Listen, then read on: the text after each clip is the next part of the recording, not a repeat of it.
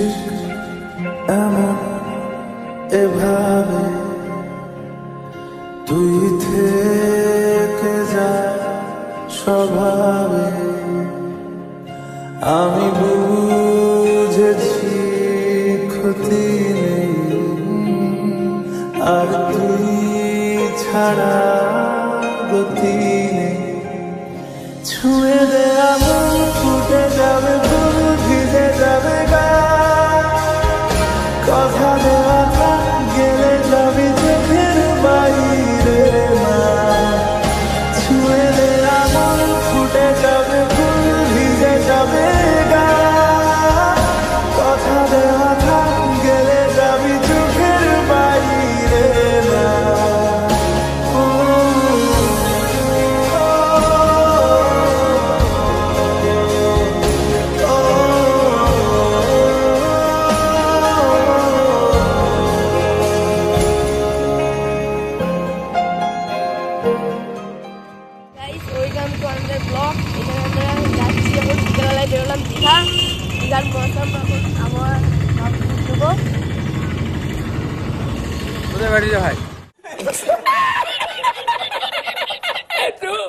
Welcome to আমাদের blog, আমাদের ভিডিওতে তোমাদের স্বাগত।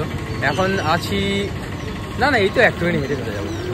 তো এখন জাস্ট রুম থেকে বেরোলাম, রুম থেকে বেরিয়ে এখন বিকাল 4টে বাজছে। তো রুম থেকে বেরিয়ে এখন দীঘার বিচের দিকে যাচ্ছি। আর আমি আছি, মা আছে আর আমার ভাই রয়েছে। তো সামনে যাব আরও। আজকে মানে বিকালের মানে মৌসুমটা কেমন, বিকালের পরিবেশটা কেমন সেটাই তোমাদের দেখাবো। আর আমি না খুব ট্রাই করছি ড্রোনটাকে তোলার। ড্রোন এখানে পারমিশন পাওয়াই যাচ্ছে না কোনোভাবে। যত ট্রাই করছি ড্রোন ওড়ানোর কিন্তু হয়ে উঠছে না। তো আর একবার বিকালে ট্রাই করব ড্রোন তোলার।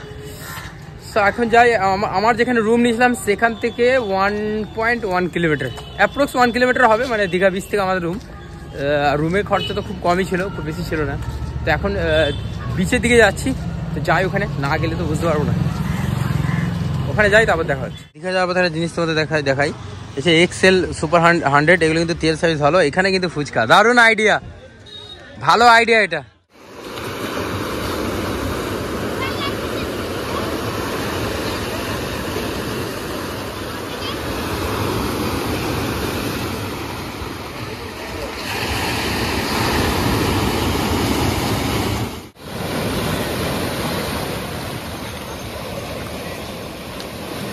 দিল সবাইকে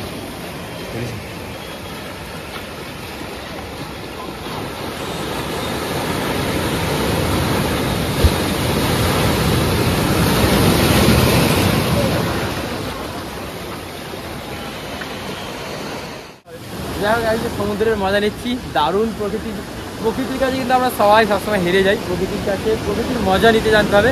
আর অ্যাকচুয়ালি আমি না ঘুরতে ভীষণ ভালোবাসি। অনেকজন মনে করে যে আমি প্রায় দিন ঘুরতে যাই না, বা ভিডিও করার জন্য ঘুরতে যাই না। আমি কিন্তু ঘুরতে ভেতর থেকে ভালোবাসি, তার জন্য। পুরো পা ভিজে গেল।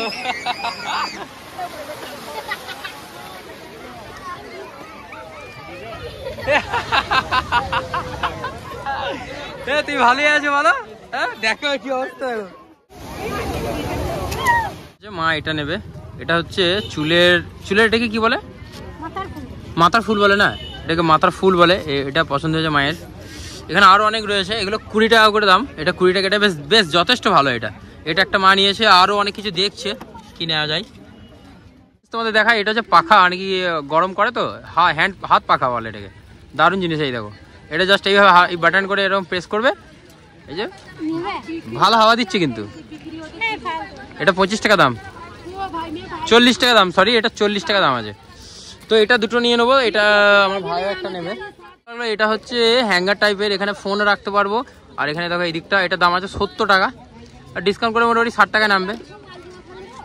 রিয়াকশনটা দেখি, হ্যাঁ 60 টাকা হয়ে যাবে। কিন্তু আমি এটা নিচ্ছি না, তার কারণ হচ্ছে আমার মা নিতে দিচ্ছে না আমাকে কোনো মতেই। কাছে নিচ্ছি গরম গরম ঘুগনি সন্ধ্যেবেলায়।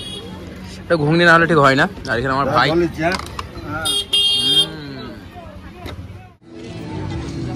রাতের দীঘা। আমরা এখন রুমের উদ্দেশ্যে যাচ্ছি। রুম গেছিলাম, রুম থেকে আবার চলে আসলাম দীঘা সি বিচে। আর একবার রাতের দিকে বাজারটা ঘুরবো, তার জন্য আসলাম। এখন ঘুরতে পারছি 8টা।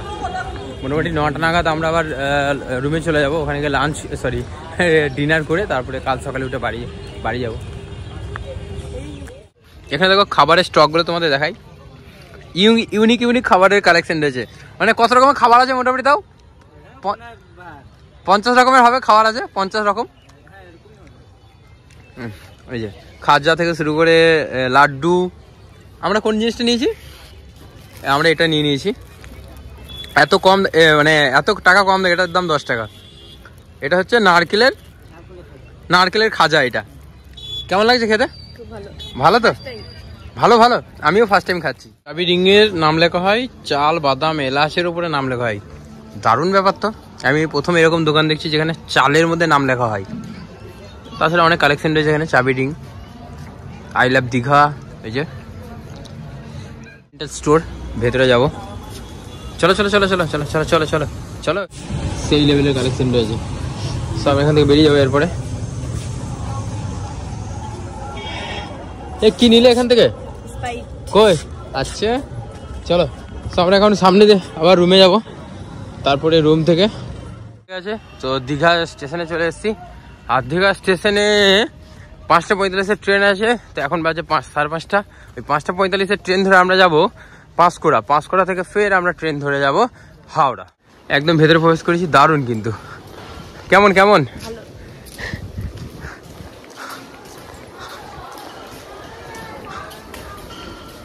সামনে আমাদের 2 নম্বরে দেবে।